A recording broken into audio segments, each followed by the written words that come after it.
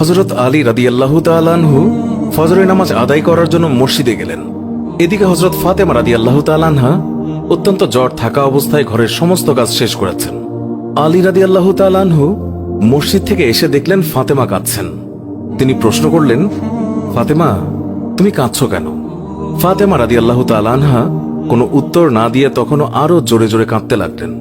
আলী রাদিয়াল্লাহু তাআলা আনহু কয়েকবার প্রশ্ন করার পর মা ফাতেমা কাঁদতে কাঁদতে বলল, আমি স্বপ্নের মধ্যে দেখেছি আমার আব্বাজান হযরত মুহাম্মদ সাল্লাল্লাহু আলাইহি ওয়াসাল্লাম আমার ঘরের মধ্যে ঢুকে কি যেন তালাশ করছেন। ঘর থেকে বের হওয়ার সময় আমি পেছন দিক থেকে আমার আব্বাজানকে ডাক দিলাম, ও আব্বাজান, আপনি কি তালাশ করছেন? আব্বাজান তখন বললেন, ও আমার ফাতিমা, আমি তো তোমাকেই তালাশ করছি, তোমাকে নিয়ে যাওয়ার জন্য।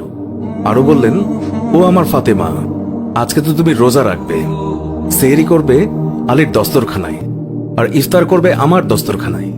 তখন হযরত আলী রাদিয়াল্লাহু তাআলা আনহু এই স্বপ্ন শোনার পর দুইজনে বুঝতে আর বাকি থাকলো না যে ফাতেমা ইন্তেকাল করবেন। দুজনে আরো জোরে জোরে কাঁদতে লাগলেন। এই সময়ের মধ্যে হযরত হাসান এবং হুসাইন রাদিয়াল্লাহু তাআলা আনহু এসে তারা জিজ্ঞাসা করলেন, আব্বাজান, আম্মাজান, আপনারা কেন কান্না করছেন? ফাতেমা রাদিয়াল্লাহু তাআলা আনহুর একটি অভ্যাস ছিল, যখন হাসান হুসাইন তাকে কোনো কাজে বিরক্ত করতেন তখন দুইজনকে নানাজানের কবরের কাছে যেতে বলতেন।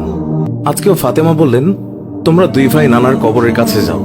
কবরের নিকট যাওয়ার সাথে সাথে কবর থেকে আওয়াজ আসলো, ও আমার আদরের নাতিরা, এই মুহূর্তে তোমরা আমার কাছে কেন এসেছ? আমার কাছে তো সব সময় আসতে পারবে।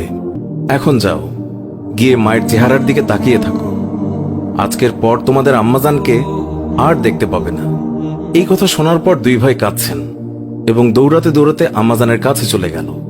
গিয়ে আম্মাজানকে জিজ্ঞাসা করলেন, তোমরা দুইজন কেন কাঁদছো? বুঝেছি, নানাজান আমাদেরকে বলে দিয়েছেন যে আজকের দিনটি তোমার জন্য শেষ দিন। নানাজান তোমার চেহারার দিকে তাকিয়ে থাকার জন্য আমাদেরকে বলেছেন। বিকেলের দিকে হযরত ফাতেমা রাদিয়াল্লাহু তাআলা আনহা তার শরীর খারাপ হলো, তাকে বিছানায় শোয়ানো হলো।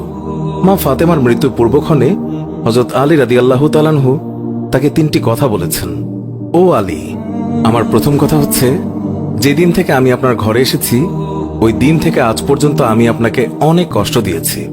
আপনি যদি আমাকে ক্ষমা না করেন তাহলে আমার কারণে আব্বাজান অনেক লজ্জিত হবেন। বলেন, আপনি আমাকে ক্ষমা করলেন কিনা? আলী রাদিয়াল্লাহু তাআলা আনহু তিনি তখন উত্তরে বললেন, ইয়া ফাতেমা, তুমি কি বলছো এগুলো? আমি তোমার যোগ্য ছিলাম না।